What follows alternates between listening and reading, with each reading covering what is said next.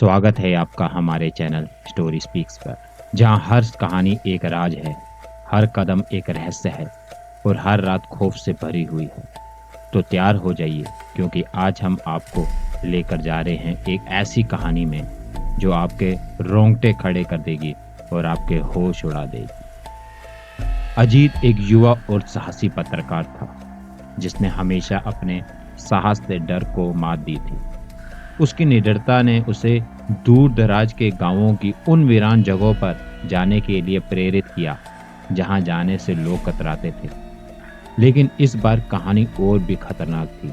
एक ऐसी हवेली जहां जाने वाला कभी लौट कर नहीं आता। अजीत के मन में हल्की बेचैनी थी, पर उसके कदम रुकने का नाम नहीं ले रहे थे। हवेली के बाहर पहुंचते ही एक अजीब सन्नाटा उसे घेरने लगा। उसने महसूस किया मानो हवेली की ठंडक उसकी हड्डियों में उतर रही हो, और अचानक हवेली का दरवाजा धीरे धीरे खुद ब खुद खुल गया।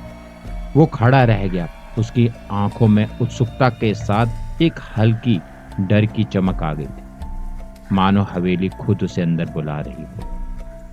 हवेली के अंदर का माहौल एक भयानक सपने की तरह था। चारों ओर बेजान सन्नाटा पसरा था, लेकिन हवा में कुछ ऐसा था जो उसकी रूह को झकझोर रहा था। जैसे कि वह आगे बढ़ा, अजीब सी धीमी आवाजें उसके कानों में गूंजने लगी, जैसे कोई हल्के स्वर में उसका नाम को धीरे से पुकार रहा हो। एक ठंडा झोंका उसकी ओर आया, और हर कोने से घूरती हुई परछाइयां उसे और बेचैन करने लगी। उसकी सांसें तेज हो गई और दिल की धड़कनें डर से ताल मिलाने लगी। दीवारों पर लगे पुराने चित्र उसकी ओर नफरत भरी निगाहों से घूर रहे थे। तभी उसकी नजर एक पुराने धूल जमे आईने पर पड़ी।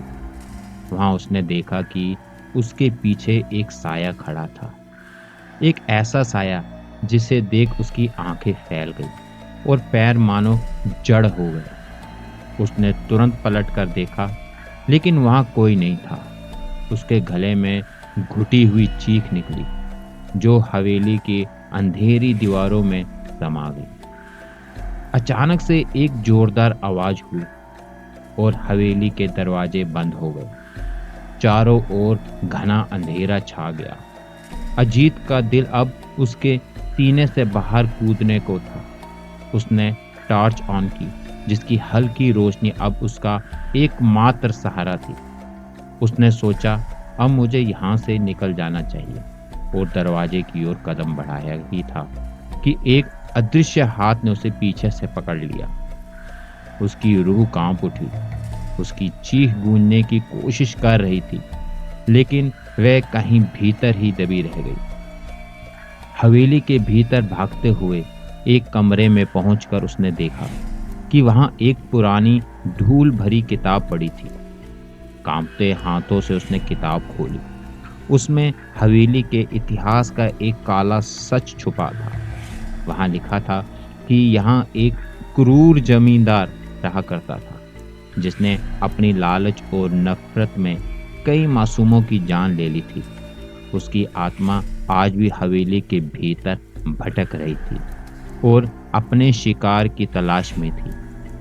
हवेली में कैद आत्माएं अब इस भूतिया जाल का हिस्सा बन चुकी थी। जैसे ही अजीत ने किताब बंद की, दीवारों से भयानक कराहे गूंजने लगी। हवा अब और ठंडी और भारी हो गई थी।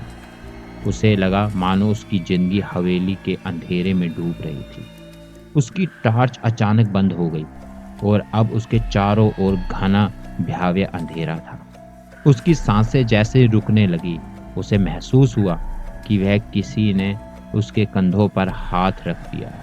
बर्फ जैसी ठंडी छुअन उसके गर्दन से होते हुए उसकी रूह में उतर रही थी।